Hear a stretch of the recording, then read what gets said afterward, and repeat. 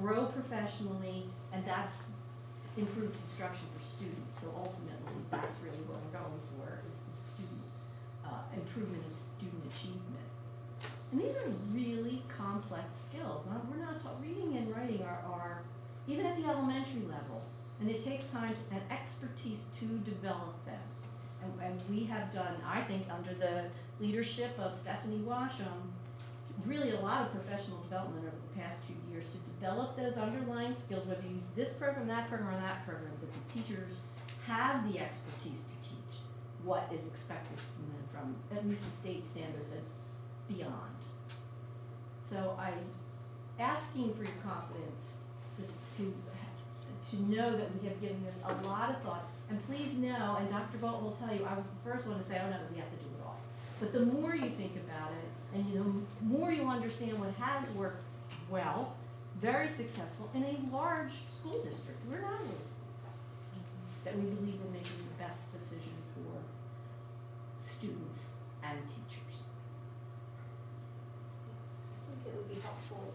I mean, I can just see, when people hear, how things can go in the public sometimes. So if people can be assured that we're not rolling it out for everyone, we want to roll it out the proper way, but then also explain that these are things we've been doing and will continue to do to make sure all of the students are getting the same, quality. So maybe that will head I off. appreciate that. I mean, I can imagine that parents of other buildings are going, well, that what my child isn't getting. Yeah. So I understand that, and and that's a really good point, to make sure that everybody does know what is happening at the buildings. Mrs. Cullen, one more point. The teachers, the elementary teachers, the reading specialists, the literacy people, they're going to talk. They're going to get together, and good ideas tend to get wings. So if something's good going on, and they're not going to wait till next year. They're going to share it, because most of the teachers involved know where we need to go, and they might know what the deficiencies of Reading Street are. So when they have those conversations, when they get together, when they have those meetings, good ideas will take flight. So there will be a spreading of ideas, and certainly with the text dependent analysis and things like that. So there will be at least an awareness of what's going on and what's the common, and so forth and so on. Yeah, I can see that with, amongst people that work in the schools all the time, but as far as, the families, just letting them know that occurs. It might save some grief, maybe, perhaps a little, I don't know, I can hope. So did you say you surveyed the teachers and this is their preference? No, I didn't say I surveyed the teachers. I said the response from the teachers when we've had the conversation is some, and I'm not saying all, I will never say all, I'm sure there's some teachers out there like, give it to me, I want it. There's some sense of relief is that elementary teachers have been going through change every year since I've been here.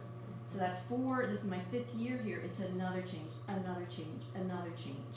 At some point, you have to be respectful of everybody and make the best decision for all 7 school districts. I'm saying that the initial response was 2 things.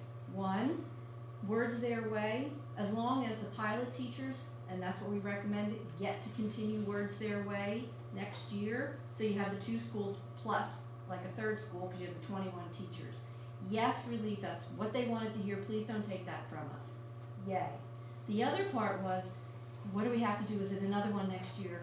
Not everybody, and not a physical survey, but I'm telling you the response we got was, okay, good, so we're just going to get 1 more year to get all these under our belt. You'll work all those kinks out, and then we'll be ready, and we'll all work as a team to make it work for everybody. So I can't say that there aren't teachers out there saying, I want it. But most teachers are like, okay, good, give us just this time. And they already know that the model works.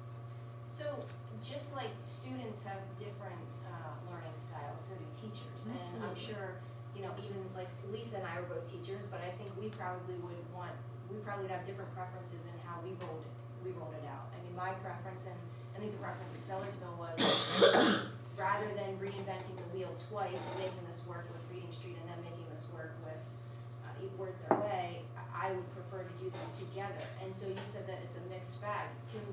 can the teachers who want to do it this year, because you were talking about not having the bandwidth to be able to support everyone, but if there's some teachers who want to do it next year, can they? And then doesn't that help you the following year when you roll it out to everyone else? Because then they have people in their own building who've been exposed to it for a year. And then you're kind of meeting the learning style of each of your teachers, because they may, be on different paces. Some of them may be writing gurus, and this may be easy to them, and they may be picking this up and saying, I'm ready to roll on. And then there may be others who are like, give me more time with this before you start giving me something else. So is it possible to give that a little bit of flexibility, or? The teachers who currently pilot it were volunteers. So we did not want to impose another program on, but we wanted to see what was going on. So you're talking about the people who already volunteered to do that. They're the ones who started. That's who we started with those volunteers. If you say, okay, so anyone else who would like to do that too, they're still on, okay, so maybe they'll get the benefit of being a writer and making neat, but they're still not going to get words their way necessarily. And I don't know whether it's Sellersville, Seiler, and Deibler, and everybody wants to do it, and then I have to say, well, only you can do it, only you can do it. It just opens up a big can of worms where we can just make it, this is what we're going to do this year. To Hillary's point, people will talk and they may, try an example here or there. But you really then can't say, if you're saying, well, some teachers are going to want to do it. I can't control that all Deibler's teachers will want to do it. I don't know, maybe they will want to do it. Would I then go back and say, limit, okay, one more teacher from every building? Do you know what I'm saying? You can't Well, I think control that that would if be you say helpful you though, because if volunteer. everybody in a whole building wanted to do it, then wouldn't it make sense to let them do it? I'm sure that probably there may be a building who would want to do it. I'm talking about being able to support them. Well, the way we see this as a model, we're going to be able to support the two schools with what we have. To the degree that we think they need, I'm going to open up another variable with, then I'm not sure what we can do with the third. And then they're going over to all those other 5 buildings instead of concentrating on the 2 buildings to ensure the success of the 2 buildings. The power within professional development to be able to concentrate on something twice is much more significant than doing it once, 2 times. And so the writing model is, we're doing writing, and then we're sort of forgetting about writing, although we're still doing it, and we're doing writing again later. That professional development, even if it's the same number of people and same number of hours, is not as effective 2 years back to that, in terms of that writing. Because what professional development will show is that once you get through it, the teachers are learning an awful lot the first year. Not that the students aren't, but the teachers are learning an awful lot about the program, how it connects back to, oh, I would teach that differently. And to give them a second year and to give us a second year to provide that development to the teachers is, in my opinion, a really significant and important curriculum development model that we should continually think about when we're bringing something new that is significant as this. It's different if you're changing an elective course that doesn't impact the number of teachers or students that you're talking about. I think that level of change, often those people are rah, rah, here we go. But when you're talking about a whole level and something as vital as literacy at the elementary level, to make sure that the teachers have had the time to do it well and learn it completely, and us to have 2 years to provide that development to them, I think is crucial to the success of the program, as well as the benefit for the teachers and the kids. I do think institutional stress happens when the perception is you're changing all of the time, even if it's not actually changing all the time. I think there's something really important to be able to say, we're doing this for 2 years. I think that does allow people the time to go, okay, I'm gonna have a chance to figure it out. I don't have to be perfect by June. I'm gonna be perfect by next June, because then the next piece of the puzzle's coming.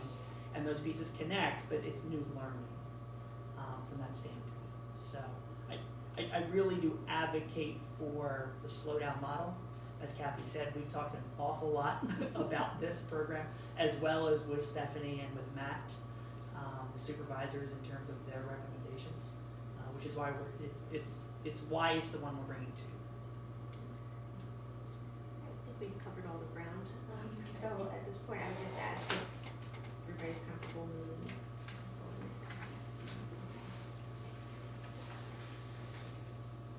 Okay. So the next item is the capstone course update. Dr. Shai.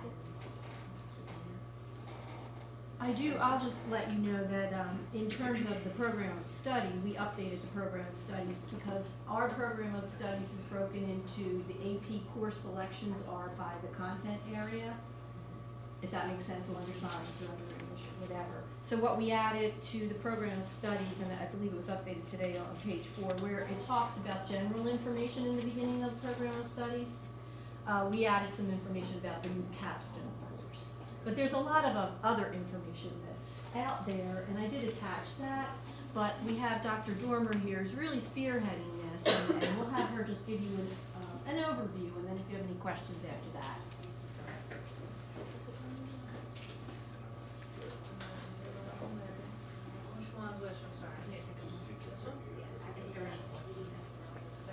This is just general information. Yeah, there were a few documents up here that I'll just call your attention to that I shared with teachers at the end of last week when we just kind of gathered relevant information. This one and one other were put out and produced by the College Board. And I feel as though they give a nice overview of the key aspects and key points of the AP Seminar course, which as we had discussed before is the first course in the series of the AP Capstone program, and the only one that we're offering next year because it's a prerequisite for AP Research. So we can't offer research without allowing our students to take seminar. So this answers a lot of the very common questions. It gives an overview of what the program is, you know, how the kind of the diploma awarding works with, you know, students qualifying with a score of 3 or higher for other AP exams and completion of the series. It gives some sample topics of research, you know, again reviews the pedagogical framework, the quest model, and so forth. You know, I have this in front of me so I don't have to squint. Also how students are assessed within the program, and, you know, just kind of reviews each of the different aspects and components of the course. So I felt like this was good to share with teachers. It would answer some key questions, and students will also have access to this information. The next one is also a document that we prepared to share with our staff. And I'll be sharing a lot of this information with our students when they go meet with their guidance counselors on January 30th to just give a general overview of the program. And again, mainly focusing on the AP Seminar course as it's the one that's being offered, and just how it's going to be presented here at Penn Ridge High School. You know, in the context of the big picture, how it satisfies graduation requirements, it counts as an elective, it can be used as a general elective or a humanities elective. And then we came up with, Dr. Scheid advised me, and we worked together to come up with a list of frequently asked questions to, again, address some of the issues that, you know, just may come up. What is it? How is it being offered? Who's teaching it? Are there prerequisites? What can students investigate? And I feel like, you know, this component right here, some of the samples of student work that have come out of the program are just a real kind of brief snapshot of the variety and diversity of topics that, you know, students can investigate. But I thought it was a pretty nice thing to include because there's, you know, a lot of differences between the effect of texting on grammar skills and our LOLs and things like that, and food waste solutions, and the role of art in education and things like that, just really drawing attention to the fact that while listed in the program of studies as an English or a science course, you know, for the description, it really is much broader than that. Truly interdisciplinary, truly student-focused and student-generated ideas, and they can really pursue, well, their genuine interest. And one of the key things that I've recently read about student feedback from, you know, other schools in the state of Pennsylvania and beyond that have offered it is students were saying it gave them an opportunity to study things that were not necessarily offered within the school, like the traditional school context. And that part was just so powerful for me to read. And, you know, moving forward, and it's like, wow, like, it talks about authenticity of learning. It just really lets them go out there and dive right in. So, one of the teachers did reply to the email about this information with, you know, a couple of really good questions, and just saying, you know, what are the advantages in terms of colleges and college applications? You know, a lot of our Penn Ridge students apply to some of the schools that aren't necessarily on the list that accept this as credit. The advantages are still there. Although they're not necessarily quoted as giving credit to these courses, they do still give preferential admissions decisions and things of that nature, early entrance into research programs, and those types of advantages that are not necessarily spelled out. And that goes beyond, again, the institutions that are listed on the College Board website. So, the reach extends farther than may be perceived just by reading information on the webpage, which is, we know, is usually the case. So, the last piece is one that I would like to share with the students directly, because it's the brochure designed for students. And again, the language here is pretty much like, hey, this is a really cool program. These are the advantages of taking it. Here's an overview of what's required. Here's some things that you can study. Hey, here's how it works and the expectations of, doing all that stuff. And again, some of the quotes from students who have taken the course. And again, the admissions advantages. What I do like about this is that obviously there's a little bit more of a college focus since it's a College Board program. Right back here on the first page, college and career. So right there, they're noticing that there are transferable skills that go beyond institutions of higher learning and even self-study. It is a lifelong, transferable skill set that you can use in any endeavor that you're undertaking. So this is, the kind of the key pieces of communication that we're making available. I am meeting with teachers at the high school on Wednesday afternoon as a follow-up to say, okay, I've given you a lot of kind of groundwork and basic information. Do you have additional questions? What further clarification can we provide? So that when you're talking with students about interest in this program, you're really conveying the true picture of what it is and what it's not, and the expectations that go along with it. I will say that we're starting to get some inquiries. I received an email this morning from a guidance counselor who got one from a parent with some great questions, and we were able to answer those and move forward. So there is some enthusiasm out there in the community. So we're trying to ride that, and we'll see what kind of enrollment we get. Do you have further questions for me about how this information is being communicated or anything else? Yes, ma'am. So one of the topics on here, the effects of sleep deprivation on academic achievement in teens, and how the kids came up with that as their research topic. There was actually a district who presented at the SBA conference, and they talked about how their kids decided to do that as a big research project, and then they came and presented to the school board, and they did all this research, and they helped pave the way in their district to try to push for the later start times at the high school. And so it was actually partially a student effort based on the research that they did, and they came and tried to push for that. So I thought that was interesting. So we may get some some of those added information from this.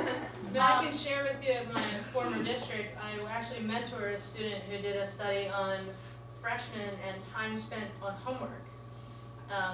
His data analysis was a little bit complicated because he was relying mostly on self-report from these 9th grade students, but it was really interesting in the fact that many of them were truly honest about it and said, okay, I may have spent 2 hours, with my books open and things like that, but I actually spent about 22 minutes completing the work. And that was an interesting finding. He wasn't quite sure what to do with that information, but It's research, right? right? But eye-opening and alarming. But with that particular student, because he had problems with a lot of the data and the self-report nature, he actually had to go through and draw conclusions that went against his hypotheses and his predictions, and really say, well, my study really didn't work out so well. But what he gained from that was probably far more powerful than had everything gone smoothly along the way. And he'll tell you that now, in hindsight, but during the process of working through and writing that report, it was difficult. And it's like, I don't want to say that it didn't work. Yeah. I think my daughter needs to do that study. The other question I had, it says that it can only be recommendations by a science teacher, but it's under science and English. And I was just wondering, could an English teacher also refer to a science teacher Yes. if there's a student that's Any studying teacher else? can refer to a science teacher. The limitation really comes from Power School. As soon as a teacher recommendation is required for a course, Power School says, it can only be from one department. So we designated science basically because of me, having everything kind of come through. But we do want teachers to talk to each other about their students and just say, all right, although it has to go through a science teacher to make it in as an official recommendation, we really want to hear from anybody who feels strongly and will advocate for a student. Dr. Dormer, Yes. what has been done or will be done to make sure that counselors are aware of this? Because they're often the first line. It'll take a year or so for the students and the parents to go, oh yeah, I remember now that thing they talked about.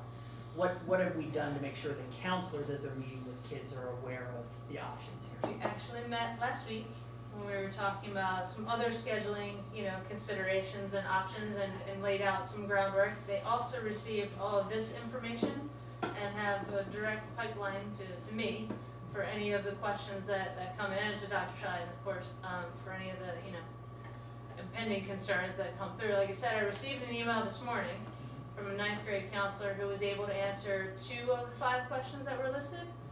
And, within minutes, we got the other ones answered and sent right back. So we're doing what we can, and they are welcoming, of course, my presentation at the January 30th sessions with the students.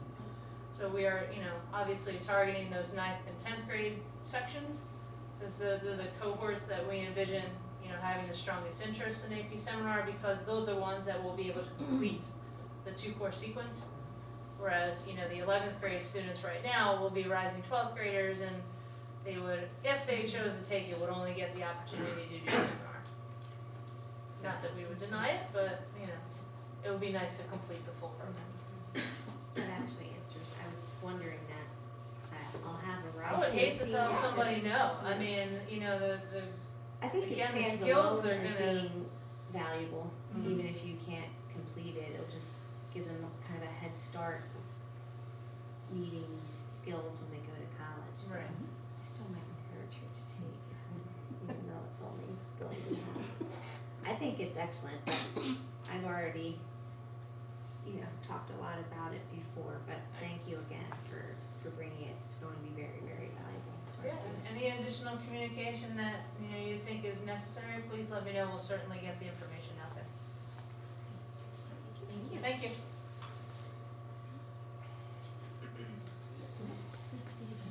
I have one other update I just want to provide, just because I got the information this morning.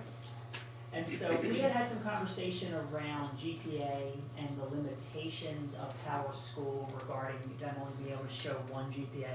So if you remember, we had a conversation around the report cards and the whole unweighted GPA and term GPA versus cumulative GPA. So Diane Miller and Linda Beeler have been working really, really hard with the Carbon Lehigh IU, who is our conduit to Power School, to develop a screen that is going to be available for both students and parents through Power School. So it's not through Naviance, which is student only.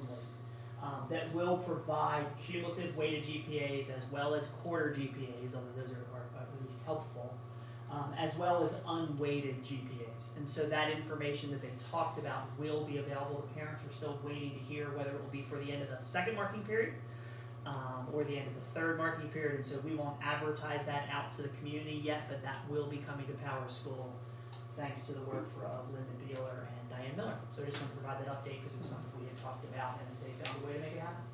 Awesome, cool. Very good. All right. So that was our last agenda item. The next curriculum committee meeting is February 4th, and we're back to public comment. Any public comment? Sue Furlong, West Rockville Township. I think it's really good that, we're focusing on reading and writing. Of course, that's extremely important. And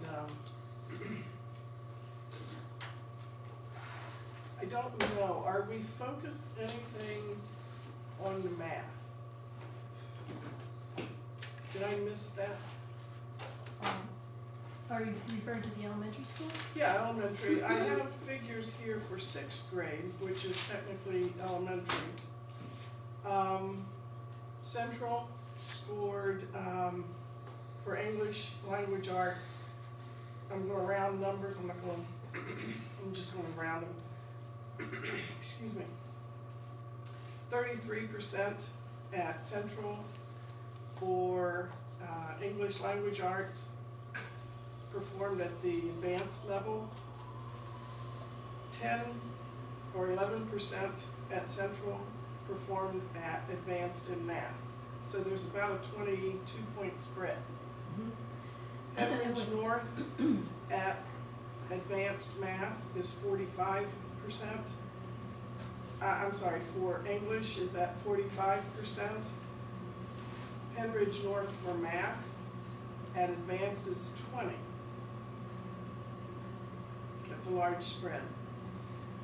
For South, the English percent at advanced is 40. The math at South for advanced in math is 23%.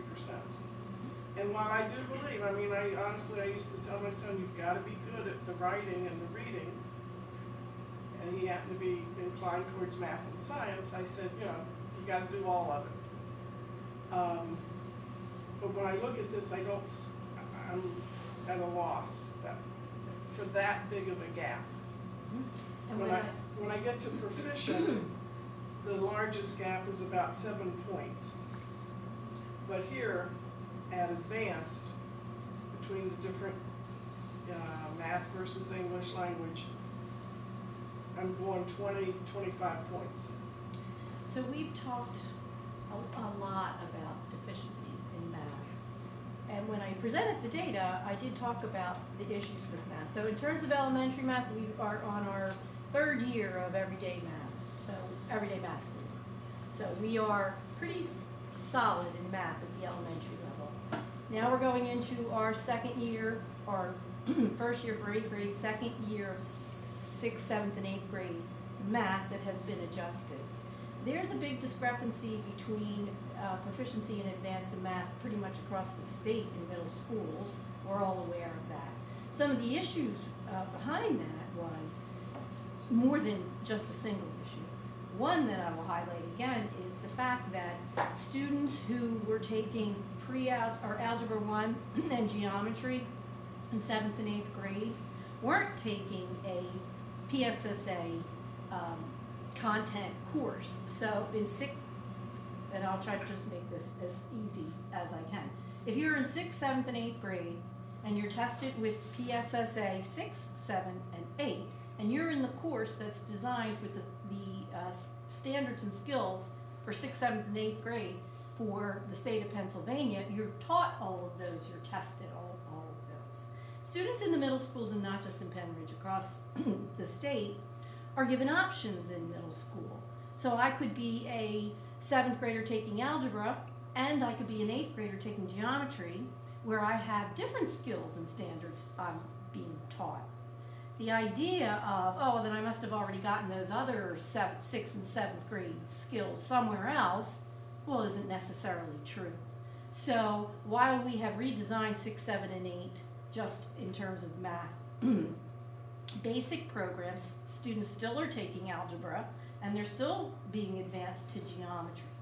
So as I said before when we met, was that we have looked at that curriculum, and to the degree that it makes sense, we are including instruction from PSSA standards, eligible content, in both those 7th and 8th grade courses. Algebra, if you take algebra, it is more difficult to try to infuse the PSSA skills and standards, but you have to maintain the integrity of the algebra course that you're giving to students.